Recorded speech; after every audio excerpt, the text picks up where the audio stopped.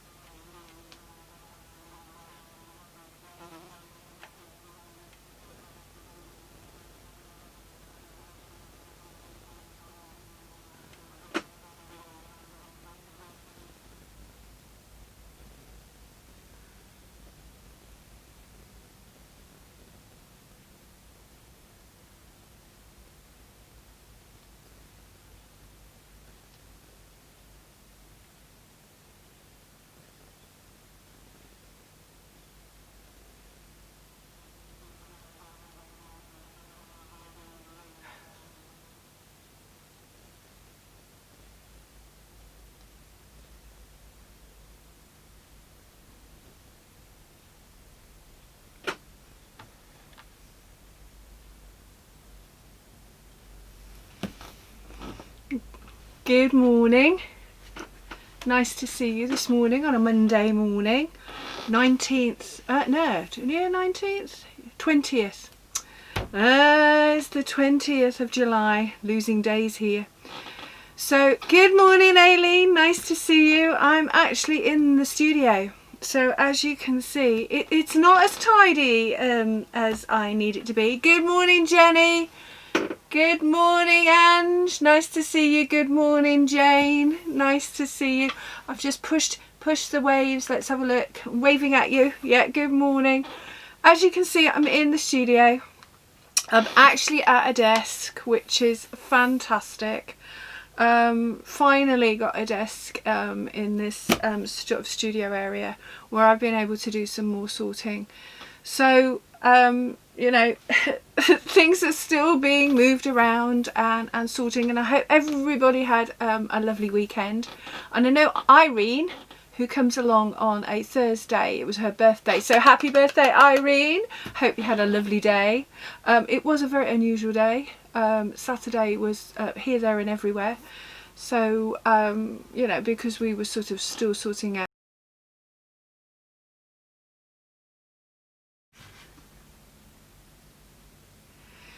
Hello, welcome back into the studio. As you can see, got a lovely bag, well, tub of scraps by the side of me. And today it's that thing of sorting through all these scraps and just having a chat and share what these scraps mean, and also what I'm actually going to do with them, so that we've got, you know, you've got some idea of what you could be doing with your scraps of fabrics.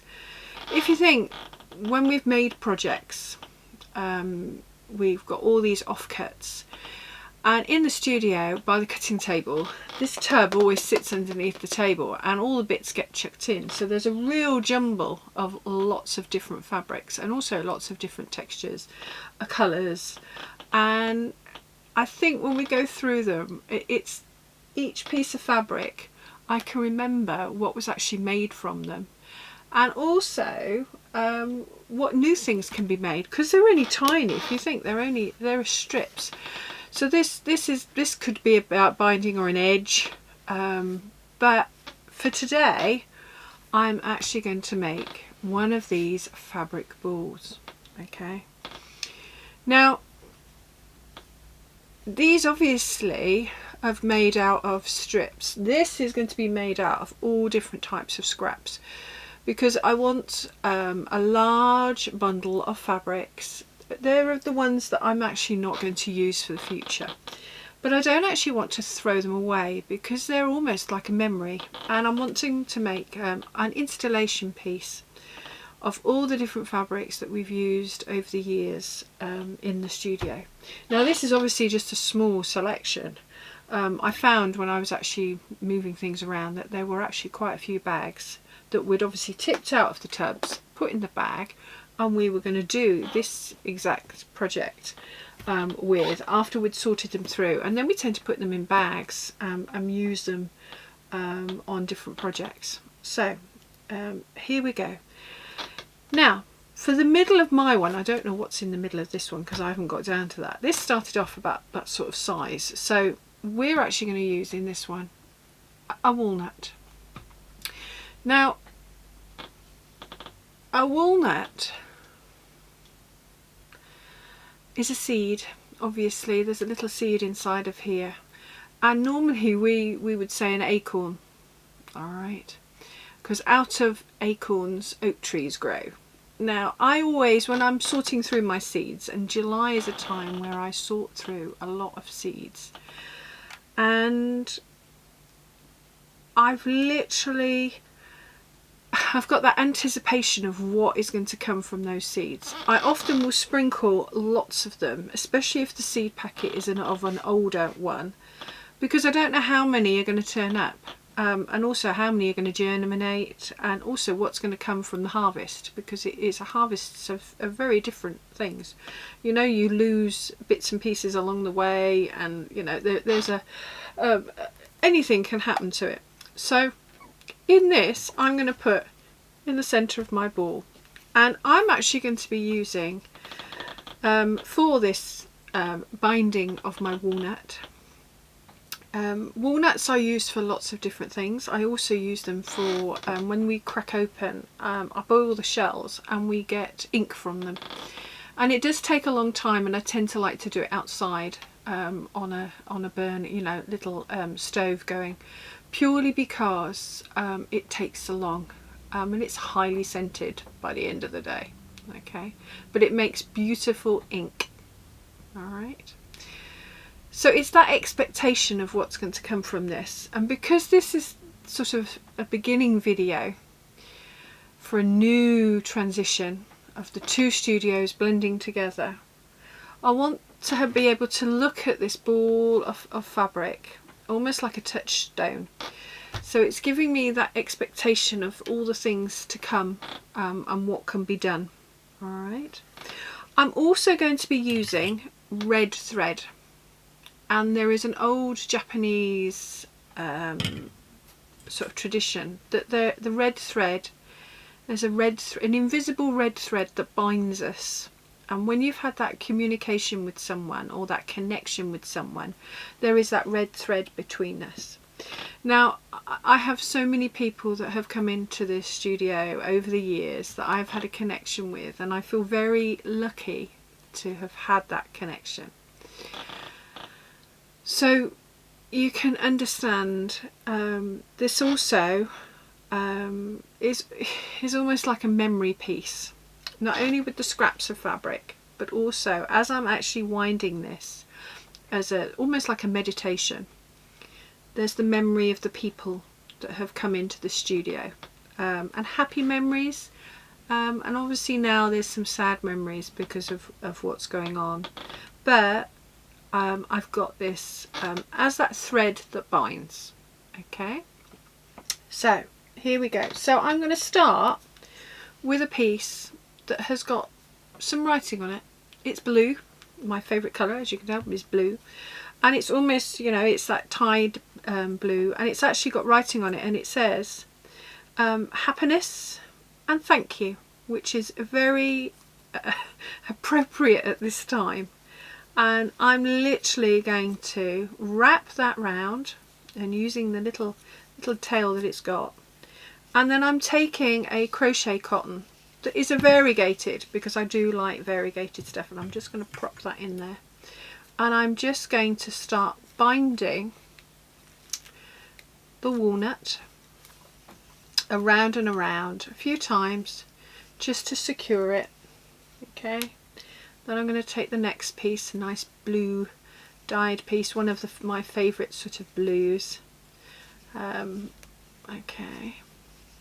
Red is very poignant because it's actually, you know, it's red, it's blood, it's passion, connection. It's also that thing of longevity. Okay, I'm going to take another piece. Oh, it's very blue, this one. And wrap this. This is almost a strip, so it will, you know, go round. Alright, I'm going to wrap it that way. And just keep wrapping this red thread all the way around. Now, red threads as well have actually been in folklore and traditional history for a long time. If you think, there's the story of the labyrinth and Ariadne, and she stretched out a red thread throughout so that she could actually get her way in and out of the labyrinth, to go in and out and find her way around the labyrinth, and she used the thread to do that. It's also that thing of patience, you know. It does take a bit of patience to get this going. You know, it's the sharing. The studio has been all about sharing. There's a little strip of red with hearts on it, which is lovely. There's been a lot of friendship shared within the studio.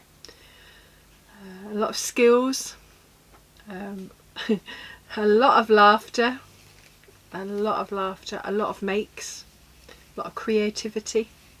Okay.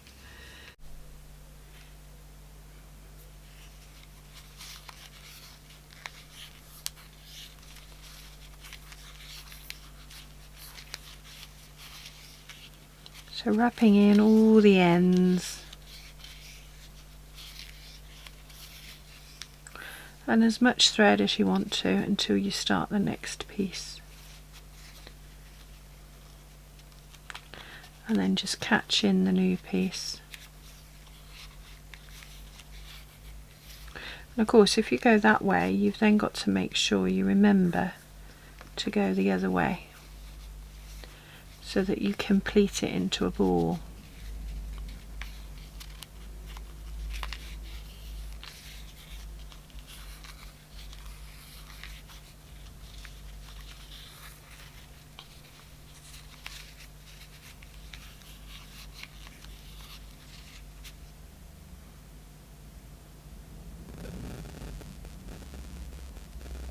Okay. And I feel that at the moment it's just come to its sort of, every project has a stopping point, and then it has to sort of change and go on, and it goes on in a different way because you've got a different way of looking at it. You've got a lot more skills, and you've got a lot more thought and information. You know, you've done a bit of research.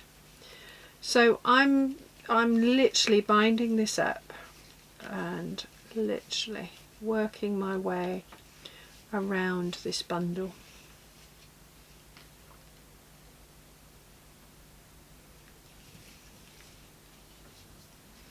Okay, I'm going to put some more stripes on.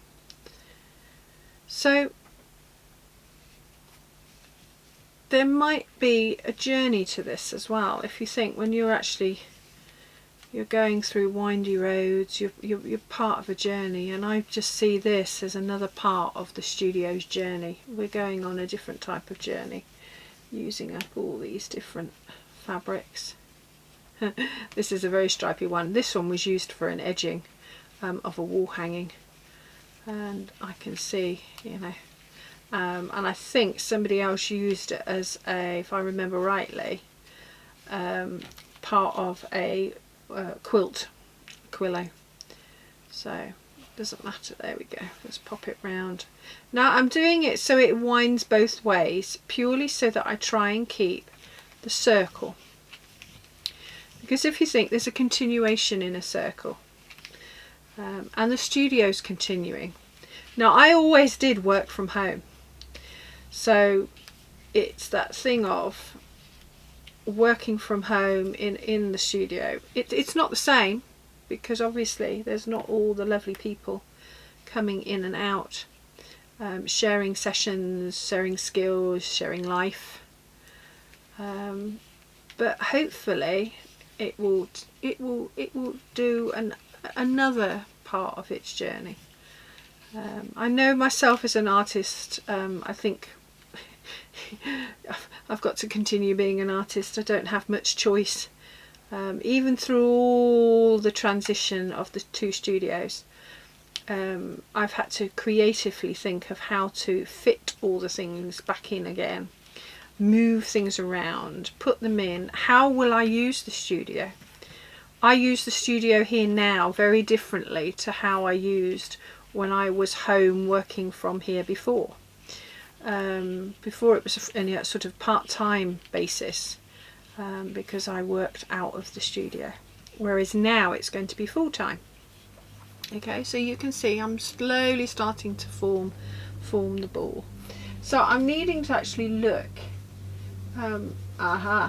Now this very vivid pink is from the ironing board, and lots of people have used it in different projects, and many different people have come in contact with the ironing board in the studio for many different reasons.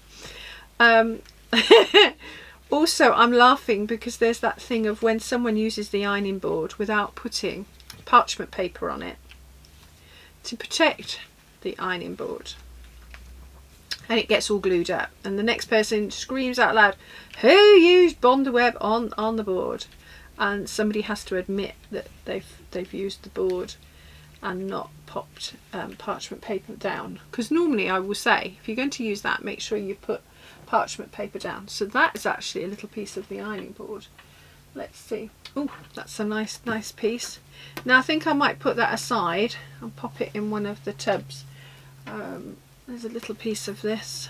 Okay, it's a bit big, so I'm going to cut off some of it, put some of it in the bin. Now I'm not actually putting it in the bin.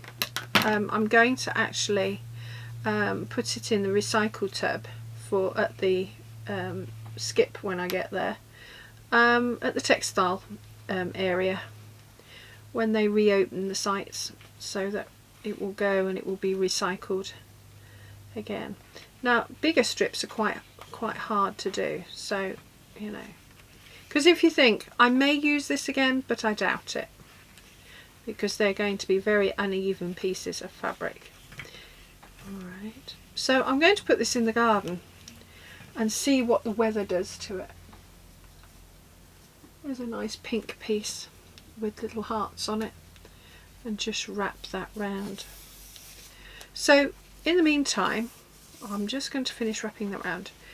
While I was investigating the red thread, I came across this poem, and I'll just quickly, because I quickly wrote it down, and it says, "There's this thread that binds us, a crucial must in this trust, a thread so strong that nothing can go wrong. It's red and long, even when you're gone. I still know you're with me, because even though I can't see. This is friend, it's our friendship, a commitment. You need to be consistent, but when things are one-sided, I'm afraid I can't hide it. I need to cut this thread and find somewhere new to tread." And it's by Girella on DeviantArt. Now, as you know, I like to be consistent, and I have been consistent by opening the studio for the last 10 years, and then before that, 8 years before that, I had almost like a moving studio. So I have proven to be very consistent all through this event. I've been going live 10 o'clock every morning, well, from Monday till Thursday, so I've been consistent. So I'm hoping that you'll be consistent with me, and just come and join me when I put up a video.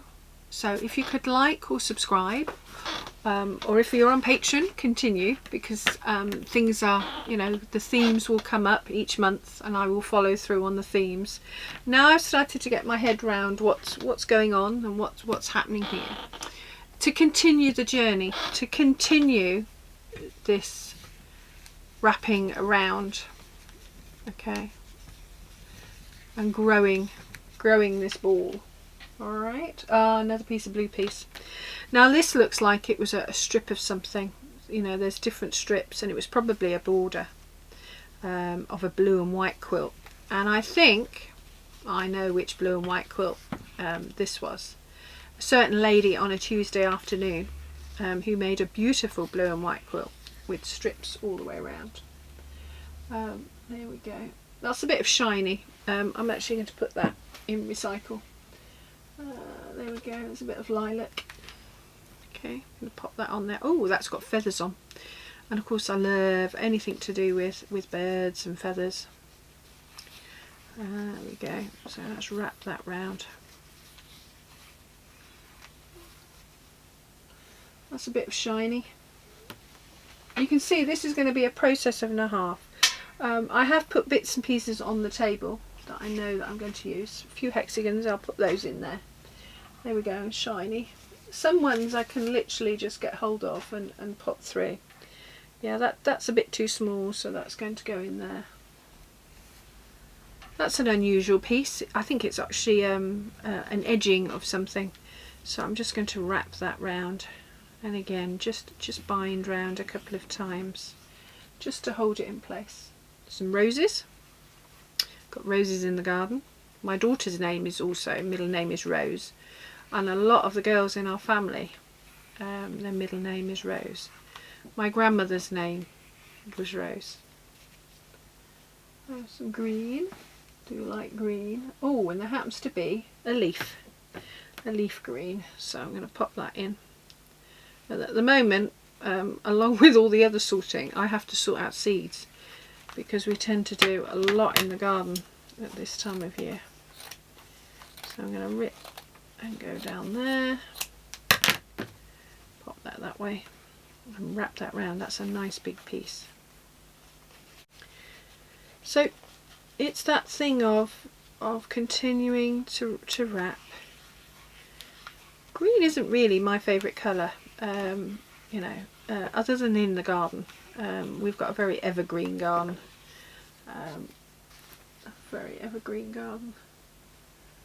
That's too small. Oh, that's an interesting piece. That's got almost Japanesey type flowers on. And as you know, I do like my Oriental inspiration. I have an Oriental garden, well, inspired by an Oriental garden behind the studio here. There we go. Alright.